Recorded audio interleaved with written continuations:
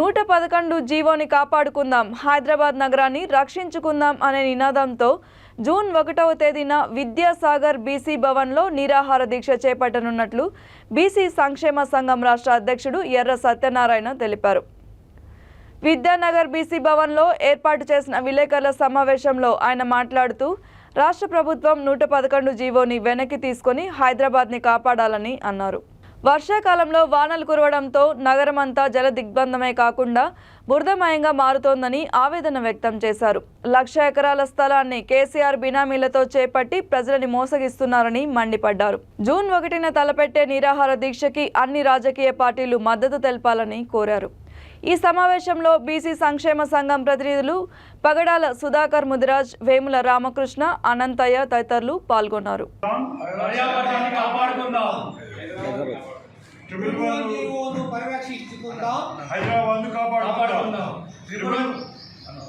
రక్షించుకుందాం,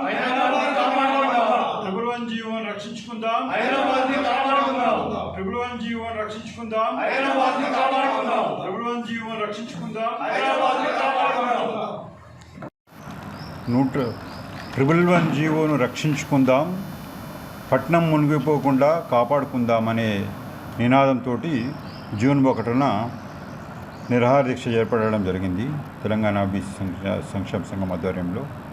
దీనికి అన్ని రాజకీయ పార్టీలను కూడా ఇన్వైట్ చేయడానికి నిర్ణయం తీసుకోవడం జరిగింది. 111 జీవో ద్వారా ప్రభుత్వం తన స్వార్థ ప్రయోజనాల కొరకు హైదరాబాద్ మునిగిపోయినా పర్లేదు అనేటటువంటి ఉద్దేశంతో ఒక తప్పుడు నిర్ణయం తీసుకొని లక్షల కోట్లు సంపాదించుకోవాలనేటటువంటి ఆలోచనతో చేస్తున్న ఈ విధానాన్ని ఎండగట్టేటటువంటి పరిస్థితి ఉంది ఈరోజు. ఎందుకంటే హైదరాబాద్ని డెవలప్ చేయాలనుకుంటే పశ్చిమ హైదరాబాద్ని డెవలప్ చేయాల్సినటువంటి అవసరం లేదు, జలాశయాలను మునిగి ఒకటి అవసరం లేదు, హైదరాబాద్ను ముంచే అవసరం లేదు. పాశ్చాత్య దేశాలన్నీ కూడా ఒకవేళ వీకెండ్ హైదరాబాద్ ఈరోజు విశ్వనగరంగా రూపొందేటటువంటి వేళ హైదరాబాద్ని మరింత డెవలప్ చేయాలంటే దీనికి ఎన్నో రకాలైనటువంటి ఆలోచనలు మార్గాలు ఉన్నాయి. హైదరాబాద్లో కావాల్సినటువంటి భూవనరులు ఉన్నాయి. దీన్ని నలుమూలలా డెవలప్ చేసుకునేటువంటి అవకాశం ఉంది. అంతేగాక దీన్ని చాలా ప్రాంతాలని సరౌండింగ్ జిల్లాలన్నింటినీ కూడా ట్యాక్స్ ఫ్రీగా స్టేట్స్గా డిక్లేర్ చేస్తే హైదరాబాద్ 4 మూలలు కూడా విస్తరించే అవకాశం ఉంటుంది.